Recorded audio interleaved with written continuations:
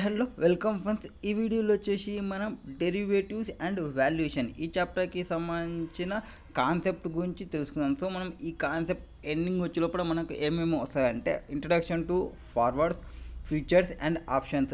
Futures గురించి తెలుస్తాయి, forwards గురించి తెలుస్తాయి అండ్ ఆప్షన్స్ గురించి తెలుస్తాయి అండ్ ఫ్యూచర్ మార్కెట్ గురించి అండ్ ప్రైజింగ్ ఫార్వర్డ్ అండ్ ఫ్యూచర్స్లో ప్రైజింగ్ ఎట్లుంటుంది and hedging using futures, options and credit derivatives, real options, derivative mishaps and lessons and swaps, commodity derivatives, weather derivatives and electricity derivatives. So ఇవన్నీ types and derivatives వీటన్నిటి గురించి మనం ఈ వీడియోలో తెలుసుకుంటాం. Only ఇన్ని టైప్స్ ఆఫ్ డెరివేటివ్స్ ఉన్నాయంటే yes, ఇన్ని టైప్స్ ఆఫ్ డెరివేటివ్స్ ఉన్నాయి, ఇంకా ఇంతకు మించి కూడా డెరివేటివ్స్ ఉన్నాయి. సో ఫస్ట్ ఆఫ్ ఆల్ ఈ డెరివేటివ్ గురించి తెలుసుకునే ముందు మనం ఒక మూవీ గురించి తెలుసుకుందాం. So latest movie Salaar movie గురించి తెలుసుకుందాం. ఎందుకు ఈ movie link to derivative chapter. So ఎట్లా లింక్ చేద్దాం అంటే ఫస్ట్ ఆఫ్ ఆల్ మనం ఎన్ని టైప్స్ అయితే ఉన్నామని మనం అనుకున్నామో సేమ్ సలార్ మూవీలో కూడా డిఫరెంట్ క్యారెక్టర్స్ని ఇంట్రడ్యూస్ చేసుకుంటూ పోతారు డైరెక్టర్ గారు. ప్రతి ఒక్క క్యారెక్టర్ని మనం రిమెంబరింగ్ పెట్టుకుంటేనే మనకి ఎంటైర్ మూవీ అనేది క్లియర్ కట్గా అర్థమవుతుంది. సో సేమ్ లైక్ యాజ్ డెరివేటివ్లో కూడా మీకు డిఫరెంట్ టైప్స్ ఆఫ్ డెరివేటివ్స్ అనేది ఉంటుంది. అండ్ తర్వాత మనకి డెరివేటివ్ అంటే ఏమి, డెరివేటివ్ అంటే అదొక కాంటాక్ట్ అండ్ దాని యొక్క వాల్యూ వచ్చేసి డెరైవ్ అవుతుంది ఫ్రమ్ అండర్లయింగ్ అసెట్ నుంచి.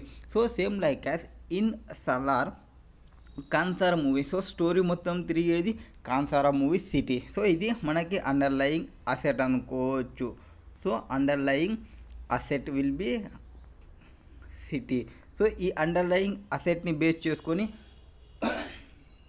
మనకి డెరివేటివ్ అనేది స్టార్ట్ అవుతుంది. సో మూవీ కూడా ఈ సిటీనే బేస్ మొత్తం. అండ్ తర్వాత ఇక్కడ మెయిన్ కాన్సెప్ట్ ఎవరి గురించి అంటే ఫాలోయింగ్ టూ బిట్వీన్ ఇద్దరి రిలేషన్షిప్ని ఎక్కువ మనం ఫోకసింగ్ చేస్తాం మూవీలో. సేమ్ హ్యాజ్ ఇన్ డెరివేటివ్లో మనం మెయిన్గా ఫోకసింగ్ చేసేది put option and call option. So ఒకటి పుట్ ఆప్షన్ అనుకోవచ్చు, ఒకటి కాల్ ఆప్షన్ అనవచ్చు. So Deva that is our Prabhas is the put option అనుకుంటే or Vardha is a Prithviraj is a call option అని అనుకోవచ్చు. ద ప్రిన్స్ ఆఫ్ కాన్సారా ఇతనే ప్రిన్స్ అంటే అట్ ద ఎండ్ ట్విస్ట్కి ప్రభాస్ కూడా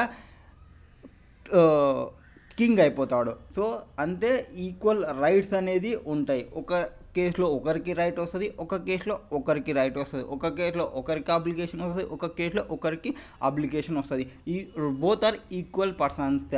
బట్ ఏమంటే మనకి బయట ఓవర్ కేమింగ్ ఎక్కువ ప్రొజెక్షన్ అయ్యేది కాల్ ఆప్షనే. సో ఎక్కువ ప్రిన్స్గా ప్రొజెక్షన్ అయ్యేది మన పృథ్వీరాజ్ మనకి ఎక్కువ ప్రొజెక్టెడ్. ప్రభాస్ అట్ ద ఎండ్లో కింగ్ అనేది తెలుస్తుంది. సేమ్ హ్యాజ్ పుట్ కూడా కింగ్ అనేది మనకు అర్థమైపోతుంది.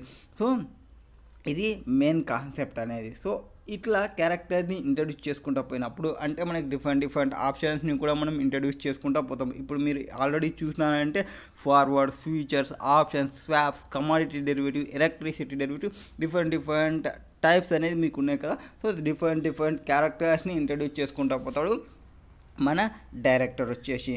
సో మళ్ళీ బ్యాక్ వద్దాం. సో డెరివేటివ్లోకి వస్తే first we will start with already derivative definition అనేది చెప్పినాం మనం. డెరివేటివ్ అంటే ఒక ప్రోడక్ట్, ఆ ప్రోడక్ట్ యొక్క వాల్యూ అనేది డెరైవ్ అవుతుంది from value of one or more basic variable cause basis. So basis అంటే ఏమి ఇక్కడ అండర్లయింగ్ అసెట్ కావచ్చు, ఇండెక్స్ కావచ్చు ఆర్ రిఫరెన్స్ కావచ్చు. మన కేసులో ఏమి సలార్ మూవీలో city, cancer city the main base, main underlying asset.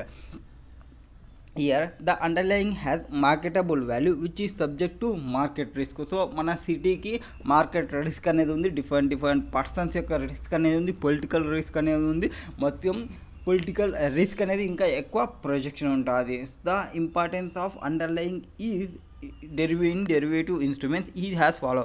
So derivative ఇన్స్ట్రుమెంట్స్లో ఇంపార్టెంట్ ఏమంటే all instruments are derivative instruments are dependent on underlying to have value.